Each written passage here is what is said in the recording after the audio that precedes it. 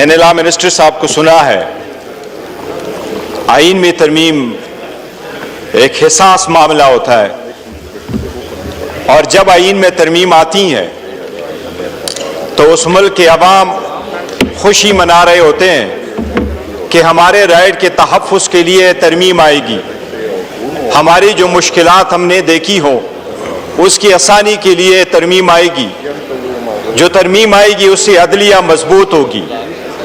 लेकिन अफसोस का दिन है, आज जमहूरियत के लिए एक शोक का दिन है कि जमहूरियत के दावे करके वोट को इज्जत देने के नारा लगा के आज वो जमहूरियत को दफन करने के लिए एक कदम आगे बढ़ रहे हैं।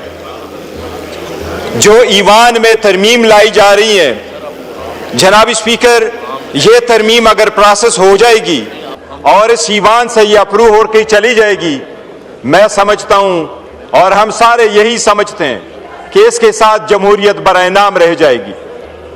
जनाब स्पीकर, सबसे पहले मैं ये अर्ज कर दूं कि ये जो तरमीम लेके आ रहे हैं, सबसे पहली बात यह है कि लास्ट टाइम जो तरमीम हो रही थी उसमें 26वीं तरमीम का जो एजेंडा था ये रह चुका था और जिसमें उन्होंने खुद ये एडमिट कर लिया था कि वाकई वो आईन से मुतसादम है।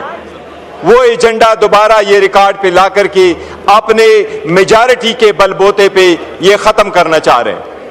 जनाब स्पीकर, ताकत के बलबूते और जनाब स्पीकर अपने जाती मफादात के लिए जो लोग इमारतें तामीर करते हैं, लोग उनको अपने अवामी और नेशनल मोनूमेंट नहीं समझते, अवाम उनको गुलामी की यादगारें समझते और उनके मिटाने की कोशिश करते हैं। आपका ये पिरामिड बनने से पहले गिरेगा।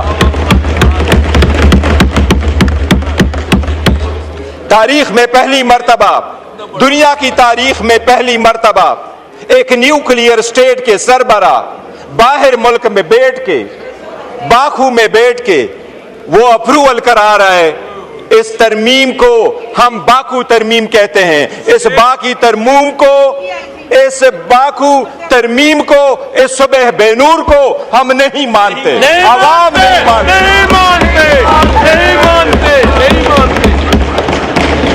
जनाब स्पीकर,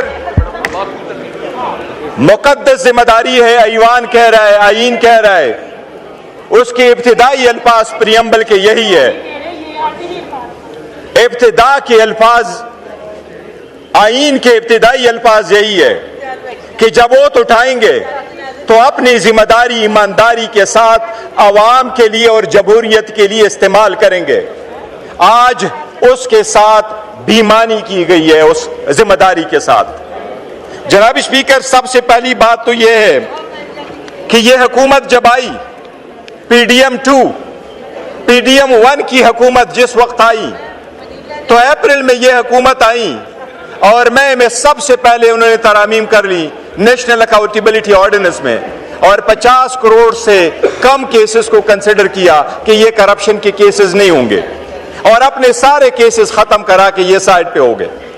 और अब जाते जाते अपने आप को इम्यूनिटी देने जा रहे हैं कि हम जाएंगे तो इम्यूनिटी जाएंगे, हम कानून से बालातर है कि हमारा एहतसाब नहीं होगा। दुनिया में जमहूरी मुमालिक में अवाम के सामने, कानून के सामने जवाबदेह होना ही जमहूरियत है। कानून के सामने जवाबदेह होने ही कानून की बालादस्ती है। क्या सहाबा और खुलफा राशिदीन पेश नहीं हुआ करते थे? क्या जमहूरियत में आपने नहीं देखा उस जमहूरियत को सलाम जिसमें प्रिंस एंड्रियो को क्वीन एलिजाबेथ जब जिंदा थी तो उसने उसको कहा, न्यूयॉर्क में आपके खिलाफ एक लड़की ने सिविल सूट फाइल किया है लेकिन मेरा बेटा प्रिंस के हैसियत से उसको डिपेंड नहीं करेगा, मैं अपने बेटे से टाइटल ले लेती हूं और वो रॉयल की हैसियत से वहां नहीं जाएगा। और किंग चार्ल्स ने न सिर्फ उससे बाकी टाइटल लिए बल्कि उसको कहा आज के बाद आप रॉयल लॉज में रहोगे भी नहीं। इसको कहते जमहूरियत, इसको कहते कानून की बालादस्ती। जनाब स्पीकर, क्या डोनाल्ड ट्रंप अभी कन्विक्ट नहीं हुआ? क्या उसके पास इम्यूनिटी थी? क्या सरकोजी फ्रांस का सदर कन्विक्ट नहीं हुआ? कल उसको बेल मिली है 3 हफ्ते के बाद। क्या जैक शिराक फ्रांस का सदर था, वो कन्विक्ट नहीं हुआ? क्या यहूद इजराइल वाला सदर वो कन्विक्ट नहीं हुआ? आप लोगों ने नहीं देखा दुनिया के किस सदर के पास इम्यूनिटी होती है? आप बहके, ये कौन सी बात है जो लॉ मिनिस्टर साहब आवाम को बावर कराना चाहते हैं कि सदर अगर चला जाए तो उसके पास समन नहीं जाना चाहिए? बताएं, आपके 15 सदर गुजर गए, कौन सा सदर है जिसके पास समन जा चुका है? जरदारी तो अपने केसेस पहले मर्तबा में पार्कलेन वाले रेफरेंस में 4 अरब रुपए की करप्शन है। क्या करप्शन में आप पेश होकर के नहीं कह सकते कि मैं बेगुनाह हूं? आप नहीं कह सकते इसमें एविडेंस नहीं है? क्या आप ये सिर्फ ले रहे कानून का सामना कि मेरे पास जो मर्जियों में करूं, मैं कानून से बाला तरूं?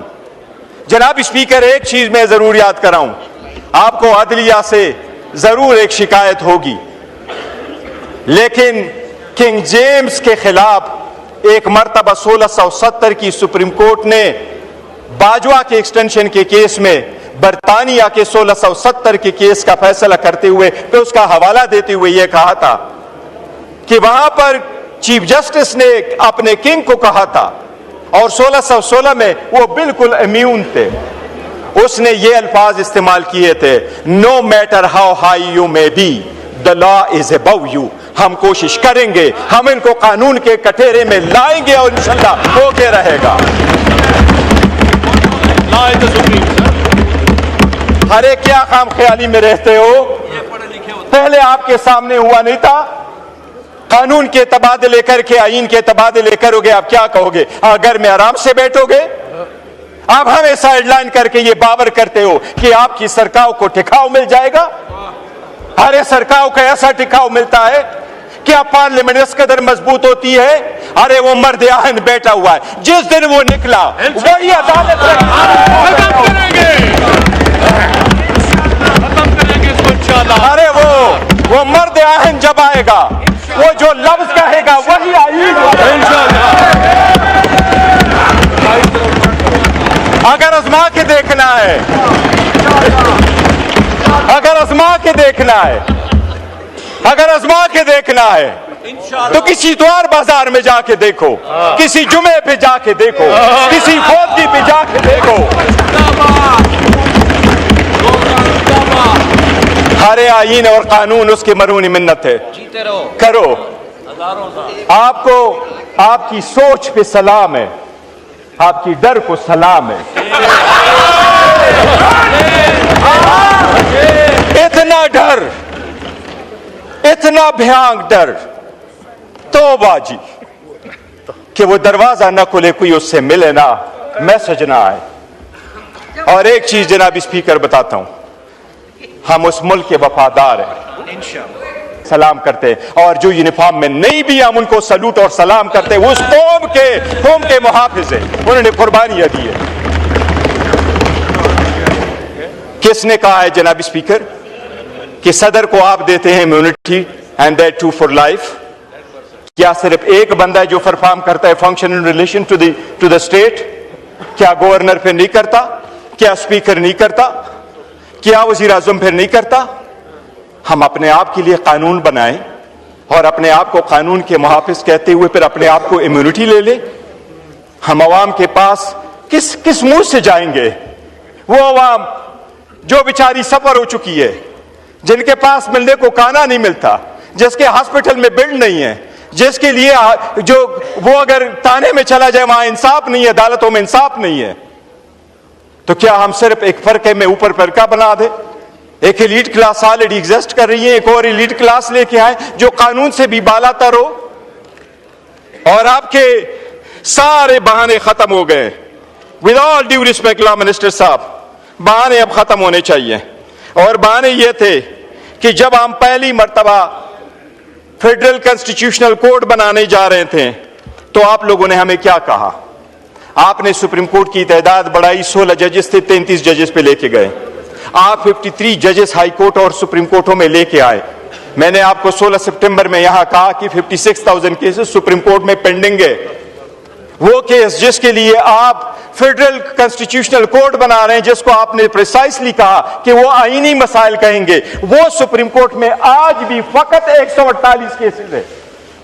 बाकी केसेस आर्टिकल 184 के नहीं है, वो आर्टिकल 199 के आईनी मुकासद नहीं है। अगर 141 केसेस के लिए आप कॉन्स्टिट्यूशनल अदालत बना रहे हैं, ये सब उसके लिए नहीं बना रहे हैं।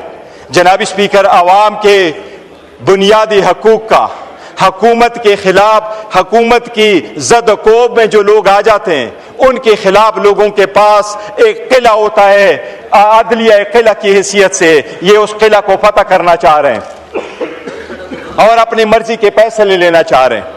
जनाब स्पीकर, मैं दो चीजों का बसद एहतराम अर्ज करूंगा। आज जब आपने तरमीम करने जा रहे हैं, आपने सेरेमोनियसली भी सुप्रीम कोर्ट को नहीं छोड़ा। आपने सुप्रीम कोर्ट ऑफ पाकिस्तान को खत्म किया, जो तो रहने दिया है, उसके